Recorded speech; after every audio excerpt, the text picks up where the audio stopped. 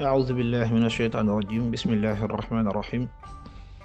الحمد لله والصلاة والسلام على رسول الله وعلى آله وصحبه ومن والاه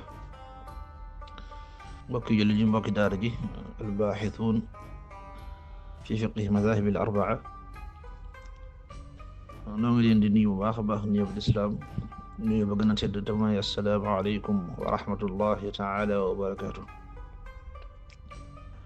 noo ngi leen di ziyaare bu baax a baax te baalu xaq ñëpp te di leen ko baal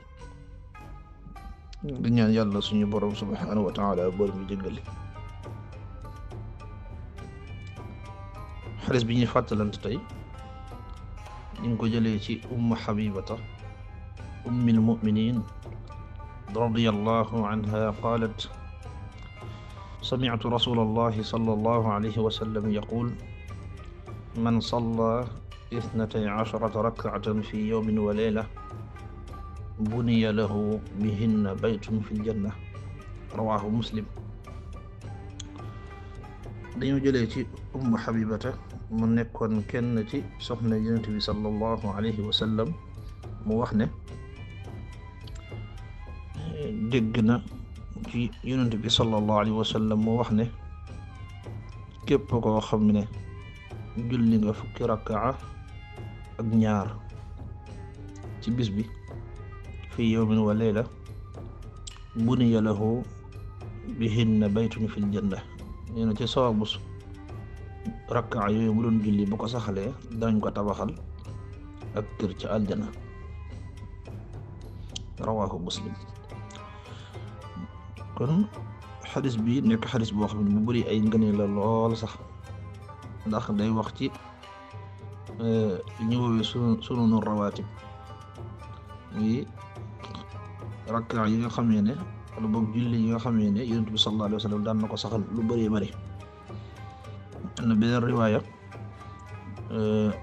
mu koy firi di wax ne ñeenti rakkaa la njëkk tusbaar ak ñaari rakkaa ginnaaw tusbaar ak ñaari rakkaa ginnaaw ba nga jullee timis ak ñaari rakkaa ginnaaw bi nga jullee gée ak ñaari rakkaa yi nga xam ne moom ngay julli ci fajar gi njëkk ngay julli suba gi.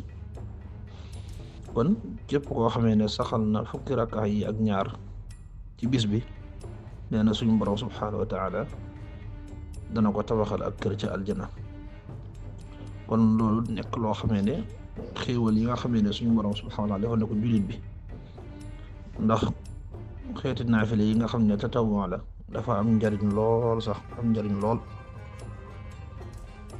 ndax day dolli say tiyaaba waaye tamit day far say bàkkaar waaye tamit bokk na ci li nga xam ne moo ëpp njariñ ci li muy def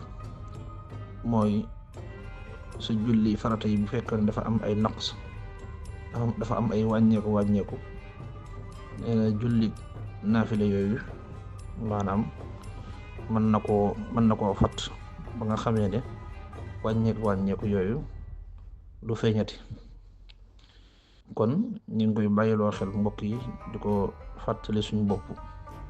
di ñaan suñu borom defal ñu digg ak topp barke alquran. wassalaamu aleykum wa rahmatullahi taala wa barakaatu.